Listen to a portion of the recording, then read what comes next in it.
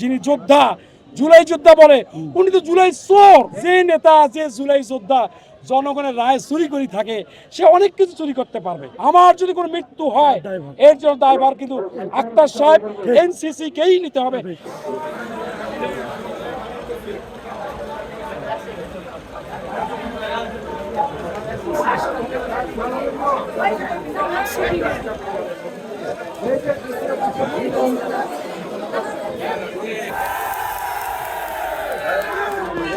হারা গেছেন জনতা নির্বাচিত সংসদ, জনতা নির্বাচিত সংসদ।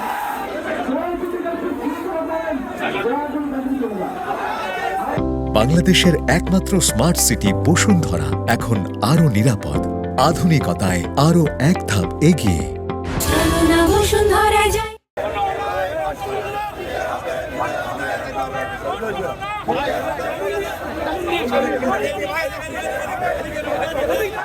মোবাইল বন্ধ।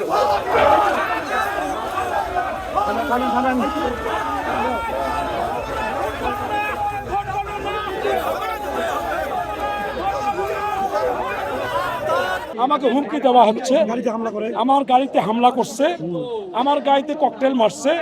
আমি আপনাদেরকে একটা সুস্পষ্ট কথা বলি যে আমরা দীর্ঘ 17 বছর জীবন বাজি রেখে আন্দোলন করেছি, সংগ্রাম করেছি, জেল খাচ্ছি, মৃত্যুর হাত থেকে বেঁচে আসছি।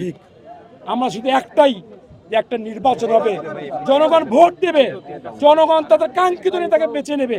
আমরা সেই দিনটি অপেক্ষা করেছি 12ই ফেব্রুয়ারি।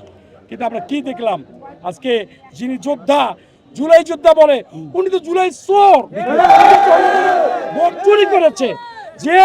যে নেতা, যে জুলাই যোদ্ধা জনগণের রায় চুরি করে থাকে, সে অনেক কিছু চুরি করতে পারবে।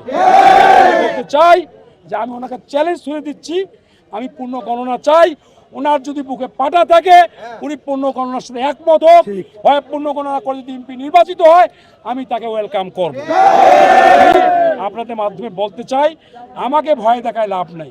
আমার জীবনে যদি কোনো ঝুঁকি আসে, আমার যদি কোনো মৃত্যু হয়, এর জন্য দায়ভার কিন্তু আক্তার সাহেব, এনসিসি কেই নিতে হবে। এটা আমি আপনাদের